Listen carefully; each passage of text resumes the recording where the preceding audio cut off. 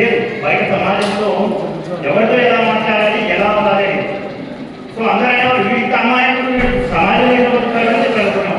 ఇప్పుడు నేను ఒక రెప్యూటెడ్ కంపెనీలో సింకరీలో ఏమిటిగా పనిచేస్తున్నాను. ఏంటంటే అంటే ఈ అయ్యప్ప స్వామి దీక్షలో పెద్ద పెద్దలతో కలిసినప్పుడు వాళ్ళు చెప్పిన వాక్యాలు విన్నప్పుడు అది మనం ఎంతో ప్రభావితం చేసినప్పుడు మనలో ఉన్న ఆ ఫైర్ను కరెక్ట్ మార్గంలో ఎలా వాడుకోవాలని తెలిసినప్పుడు మన ధర్మాన్ని ఎలా కాపాడుకోవాలని తెలిసినప్పుడు సనాతన ధర్మం అనే ఒక చిన్న గ్రూప్ క్రియేట్ చేశాను. అది కేవలం ఒక ఐటీ ఎంప్లాయీస్ మాత్రమే అనుకున్న ఆ రోజు. ఎందుకంటే ఐటీ ఎంప్లాయీస్ బొట్టు పెట్టుకొని వచ్చి కంపెనీ లోపలికి ఎంటర్ వాష్రూమ్లకి అయితే ముఖం పెట్టుకొని లోపలికి వస్తున్నారు. అది నాకు నచ్చలే.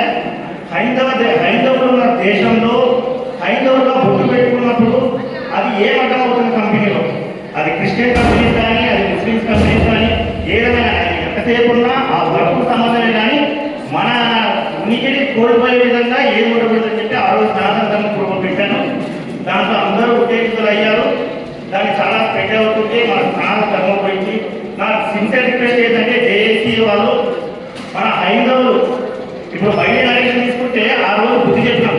కానీ వాడు ఇప్పుడు ఇంకా మళ్ళీ ఈ ఫేస్బుక్లో ఇన్స్టాగ్రామ్లో అన్ని చోట్ల దేవుడు లేదంటారు, అసలు ఈ అంత అపోహలు అంటారు, ఈ ధర్మం కాదంటారు, ఈ మనుధర్మం అంటారు, ఇంకోటి అంటాడు అన్ని తీసుకొచ్చి మాట్లాడుతున్నారు. వాళ్ళు ఇంకా ఇంకొకసారి మీరు వీలైతే ఇంకా గట్టిగా బుద్ధి చెప్పండి స్వామి. వాడు ఒకసారి హైందవ ధర్మం గురించి మాట్లాడకూడదు. రెండోది, నేను 9 సంవత్సరాల కిందట మా ప్రసాదరావు ఉత్సాహం కలిశాను. ఆయన దగ్గర విన్న విషయాలు మాకు ఎంతో ఉత్తేజితమైంది. ఇప్పుడు నేను ఎంతసేపు ఉన్నా ఈ 9 సంవత్సరాలు ఆయన అనుసరిస్తున్నాను కాబట్టి ఆయన ఎలా పూజ చేస్తాడు, ఆయన 4 విషయాలు ఎలా పరిపూజలు చెప్తాడు, ఆయన చెప్పేది ఒకటే చెప్తాడు. అమ్మ ఆడపిల్లలు మీరు తల్లిదండ్రులు అంతా మామూలు చూసుకుంటే ఏ దేవుడికి దండం కూడా పెట్టాల్సిన అవసరం లేదు, టెంకాయ కూడా పెట్టాల్సిన అవసరం లేదు.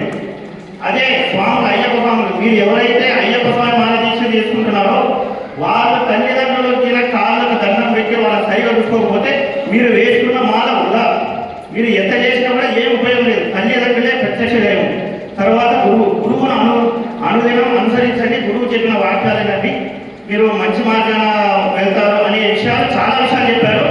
నేను అన్ప్రిపేర్డ్గా వచ్చాను. నా కంటెంట్ కూడా నా దగ్గర ఏం లేదు.